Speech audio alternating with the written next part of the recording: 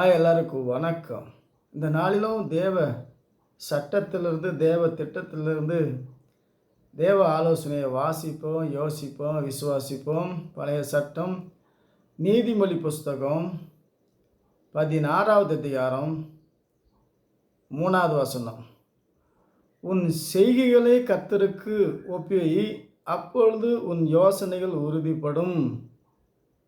நம்முடைய செய்கையை கர்த்தருக்கு ஒப்புவி, அப்பொழுது நம்முடைய யோசனை உறுதிப்படும். கர்த்தருக்குள் மனமகிழ்ச்சியாயிரு. தேவனுடைய வார்த்தையை கேட்டு மகிழ்ச்சியாக இருக்கும்போது புகழ்ச்சியாய் தேவன் நம்மளை உயர்த்துகிறார். உன் செய்கையை கர்த்தருக்கு ஒப்புவி, அப்பொழுது உன் யோசனைகள் உறுதிப்படும். உன் வழியெல்லாம் அவரை நினைத்துக்கொள், அப்பொழுது உன் வழி வாய்க்கும். உன்னுடைய யோசனையும் உன்னுடைய செய்கையும் உன்னுடைய எல்லா திட்டங்களும் தீர்மானங்களும் தேவனுடைய கரத்திலிருந்து வரணும். உயர்வானாலும் தாழ்வானாலும் மேன்மையானாலும் எல்லாமே தேவனுடைய யோசனை, தேவனுடைய சித்தம், தேவனுடைய சட்டம்.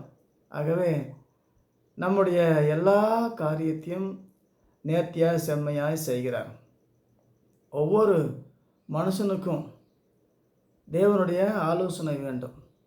எல்லா மனுஷனுக்கும் ஆலோசனை இருந்தால் ஆசீர்வாதம் இருக்கும். ஆலோசனை யார் தராங்க? தேவன் தான். ஆலோசனையில் ஆச்சரியமானவர், செயலில் மகத்துவமானவர்.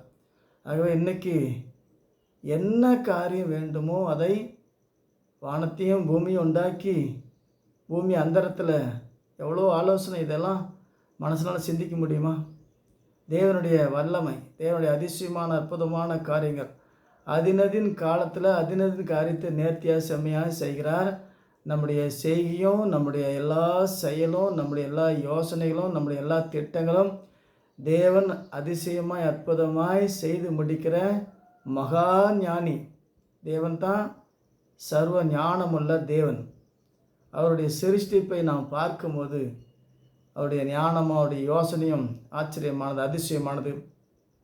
அவருடைய யோசனை தலைமுறை தலைமுறையாய் உள்ளது. ஆகவே தேவன் நமக்கு இந்த தலைமுறையும் அடுத்த தலைமுறையும் தேவனுடைய கிருபை, இரக்கம், தயவு உலகம் முடிவு பெறுந்த சகல நாட்கள் நம்மோடு கூட இருந்து நம்முடைய யோசனைகளையும் நம்முடைய எல்லா திட்டங்களையும் நம்முடைய வருங்காலமும் எதிர்காலமும் எல்லா காரியத்தையும் தலைமுறை தலைமுறையாய் அவர் தான் உறுதிப்படுத்துகிற தேவன்.